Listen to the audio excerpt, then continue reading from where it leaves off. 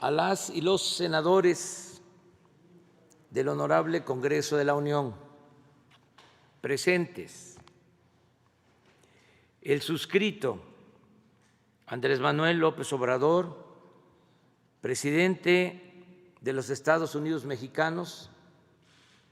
en ejercicio de la facultad que me confiere la Ley Federal de Consulta Popular, en su capítulo segundo, artículo 12, fracción primera, presento formalmente a ustedes la siguiente petición de consulta popular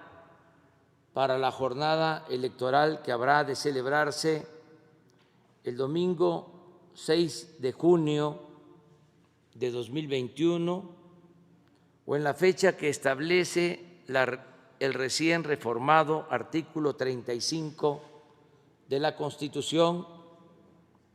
a fin de preguntar al pueblo de México sobre el asunto de trascendencia nacional que se describe y fundamenta en la siguiente exposición de motivos. Primero, entre el 1 de diciembre de 1988 y el 30 de noviembre de 2018,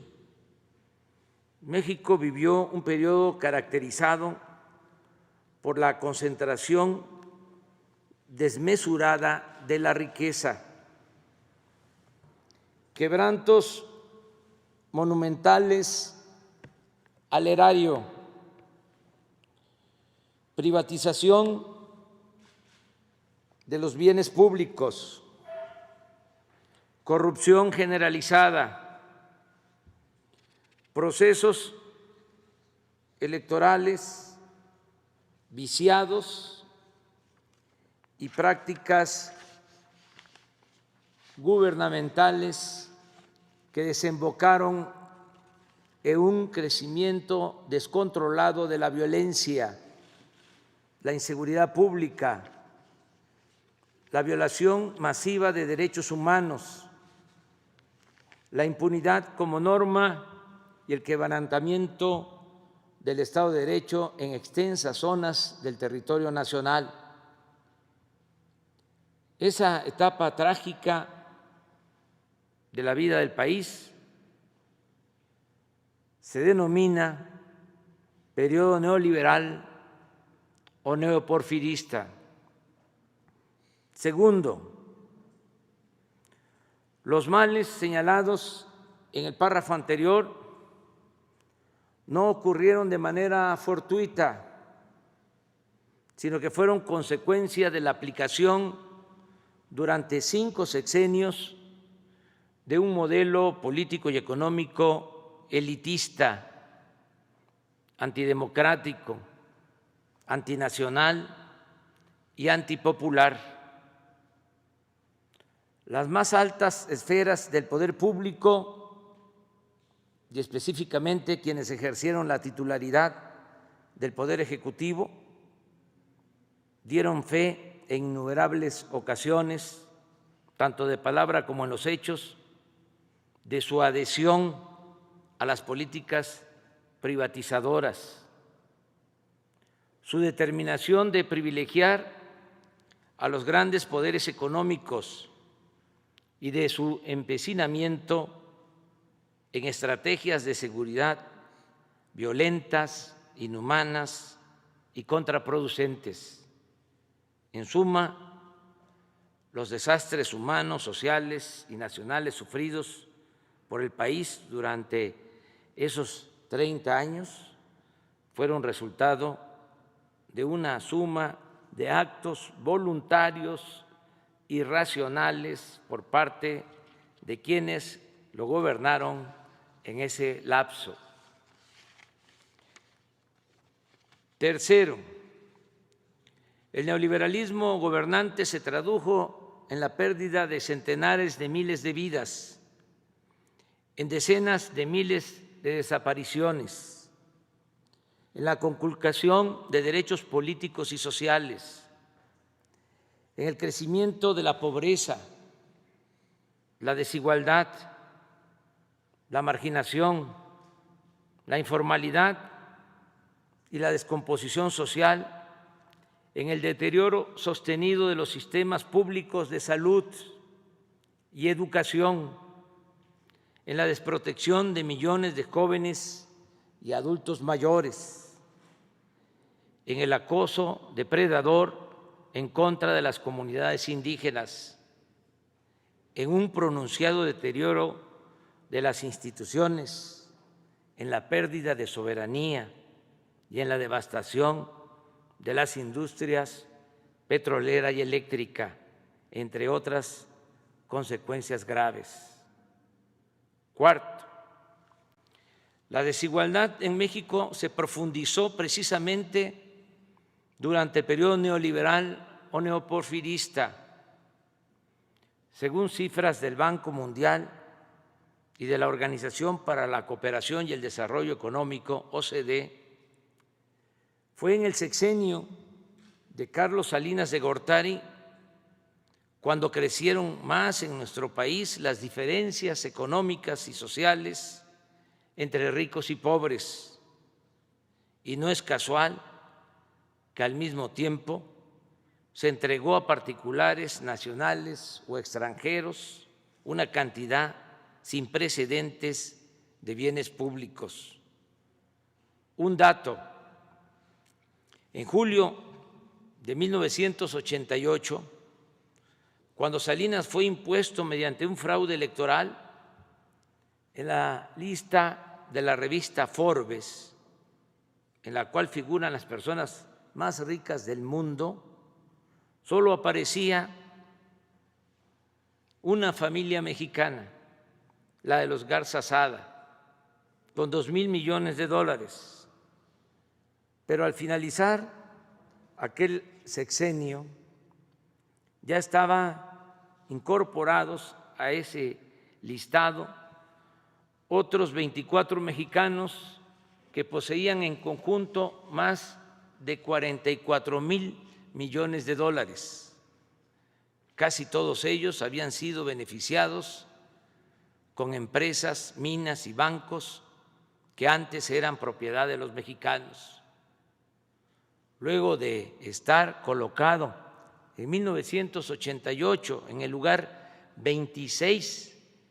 entre los países del mundo con más multimillonarios, en 1994 México escaló al cuarto sitio, solo por debajo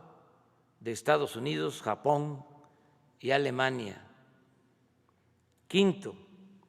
el presidente Ernesto Zedillo continuó las políticas privatizadoras de su antecesor y las llevó hasta sus últimas consecuencias. Privatizó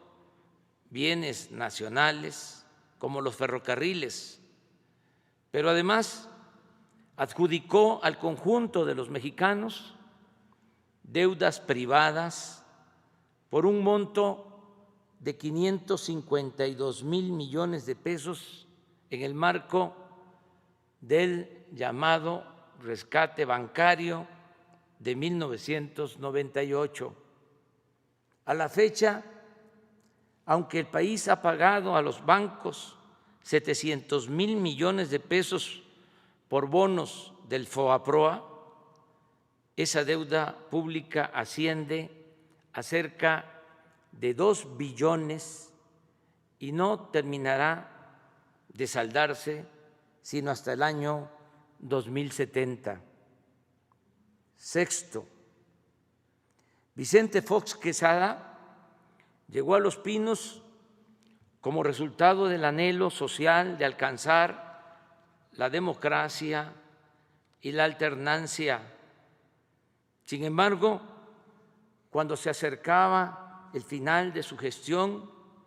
intervino indebida e ilegalmente en el proceso electoral a fin de impedir el triunfo de la oposición. Tal intromisión no solo fue reconocida en el fallo con el que el Tribunal Electoral del Poder Judicial de la Federación legalizó el turbio proceso electoral de 2006, sino que el propio Fox, quien al año siguiente, en una entrevista con Telemundo, admitió, cito,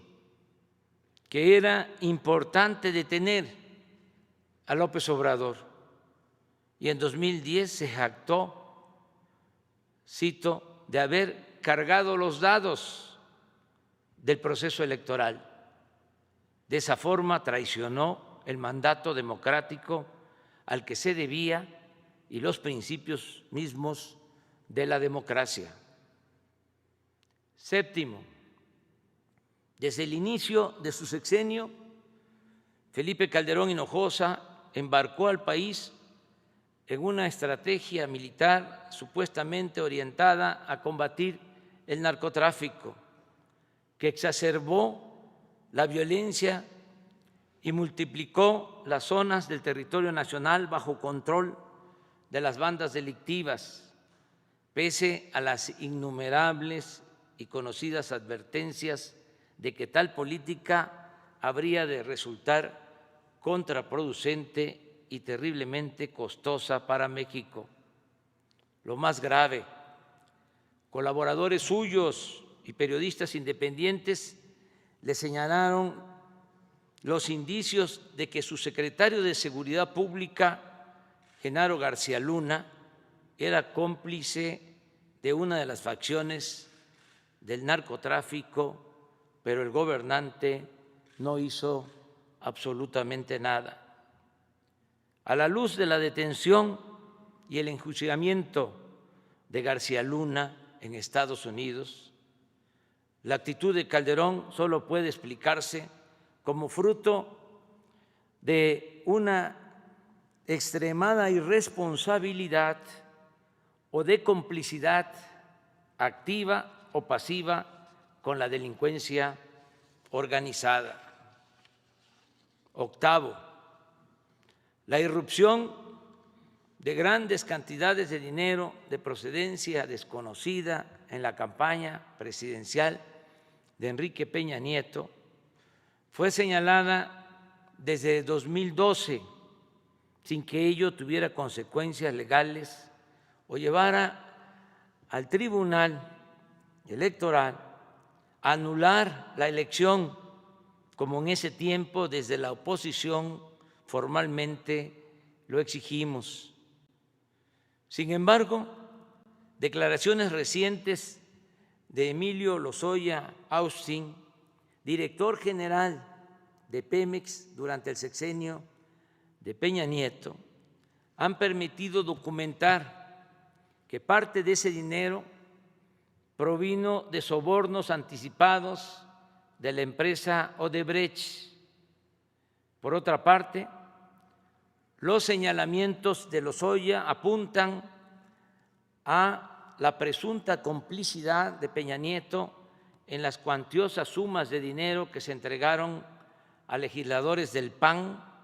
para obtener los votos y la aprobación de la llamada reforma energética, así como en la compra fraudulenta de la planta de fertilizantes agronitrogenados, operación que causó al erario un quebranto superior a $200 millones. Noveno, los hechos referidos en los párrafos anteriores, más muchas otras calamidades no relatadas en aras de la brevedad, generaron una creciente e inocultable indignación que desembocó en múltiples exigencias de justicia en sectores ampliamente mayoritarios de la sociedad mexicana. Tales exigencias se toparon con una diversidad de mecanismos de encubrimiento e impunidad, con la adulteración de disposiciones legales, con las componendas de los partidos subordinados al régimen con el silencio cómplice de la mayoría de los medios de información nacionales y extranjeros, con acuerdos tácitos de protección entre los presidentes salientes y los entrantes, y con aparatos de procuración de justicia puestos al servicio de los propios gobernantes. Décimo, desde el primer día de mi gobierno se han incrementado las peticiones populares de esclarecimiento y justicia para las acciones presuntamente delictivas que posiblemente cometieron los expresidentes Carlos Salinas de Gortari, Ernesto Zedillo Ponce de León, Vicente Fox Quesada, Felipe Calderón Hinojosa y Enrique Peña Nieto en el ejercicio del cargo. No obstante,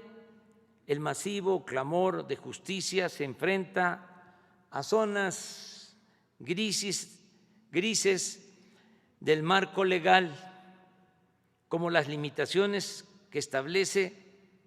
el artículo 108 constitucional en curso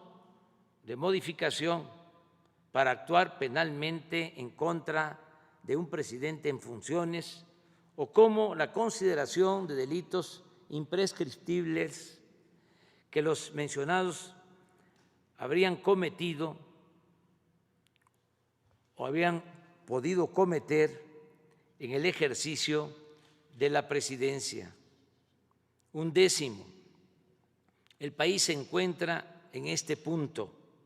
en una situación en la que una demanda social mayoritaria carece de un cauce institucional nítido y de una vía clara de expresión en las leyes vigentes, y en las que es ineludible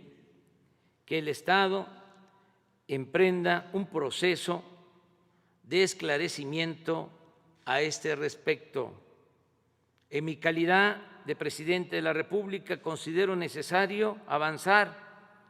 en el discernimiento de este punto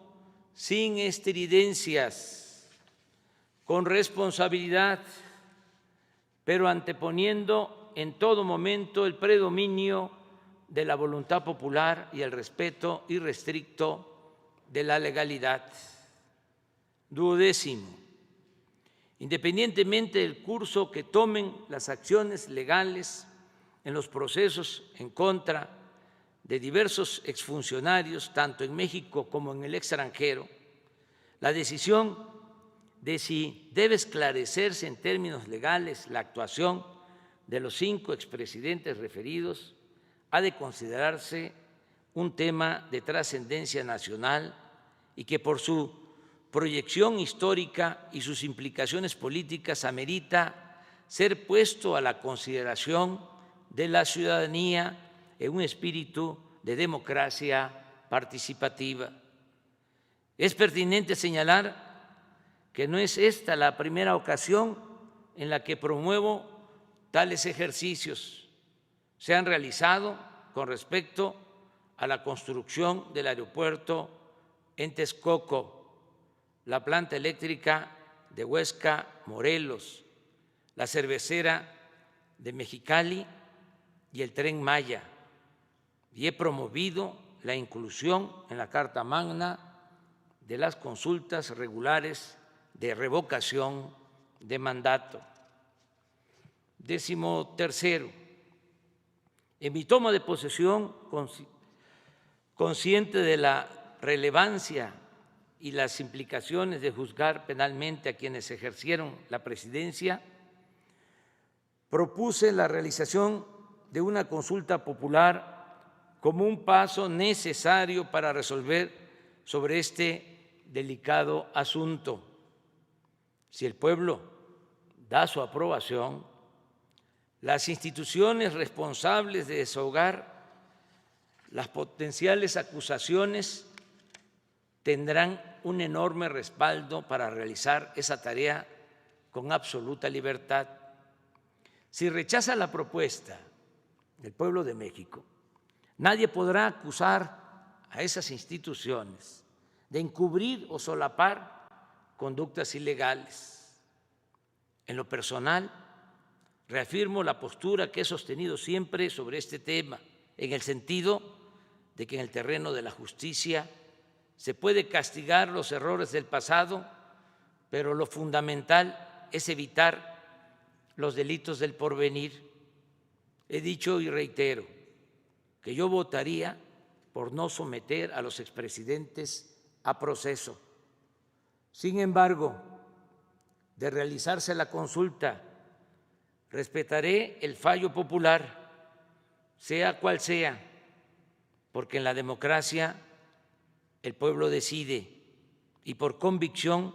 me he propuesto mandar obedeciendo.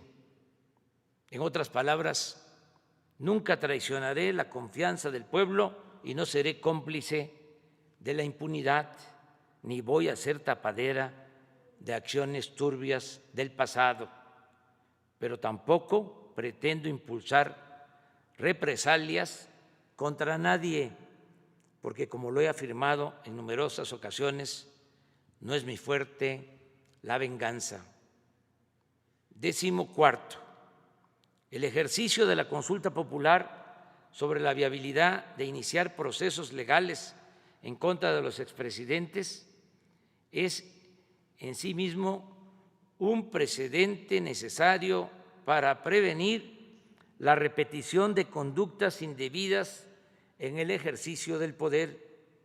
y un deslinde con respecto a la impunidad y encubrimiento que caracterizó a los gobiernos neoliberales, una forma de despejar la ambigüedad legal que ha imperado sobre las responsabilidades de la figura presidencial y una reafirmación del principio de soberanía popular contenido en el artículo 39 de nuestra Constitución Política. 15. La presente petición no contraviene la limitación establecida en el numeral tercero, fracción octava del artículo 35 constitucional, en el sentido, cito textualmente, de que no podrán ser objeto de consulta popular la restricción de los derechos humanos reconocidos por esta Constitución y en los tratados internacionales de los que el Estado mexicano sea parte, ni las garantías para su protección. No es así, por cuanto la consulta solicitada tiene el propósito central de llevar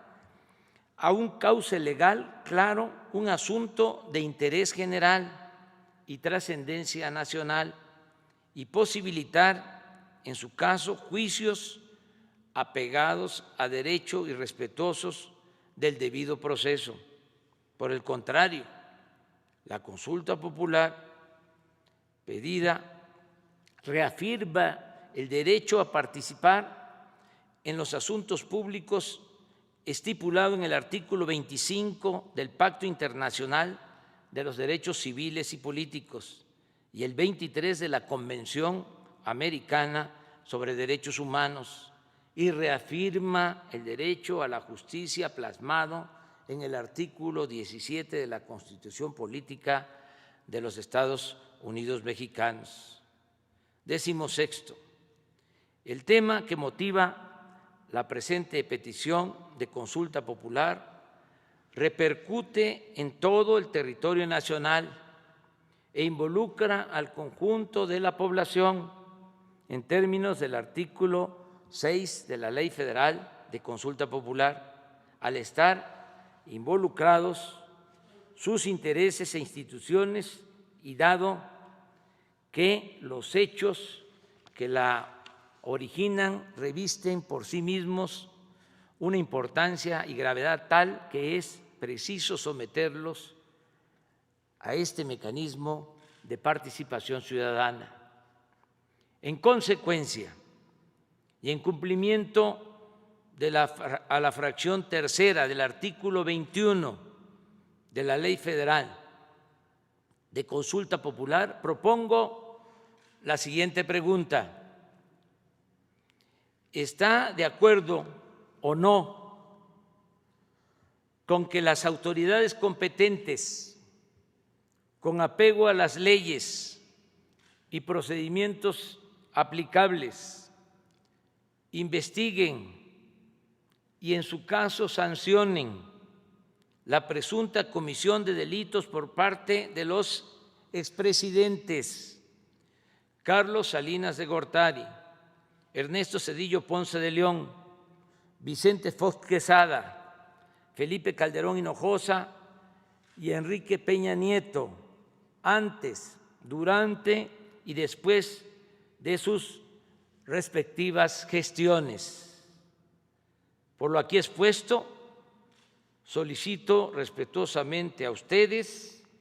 primero, tener por aceptado en tiempo y forma el presente escrito.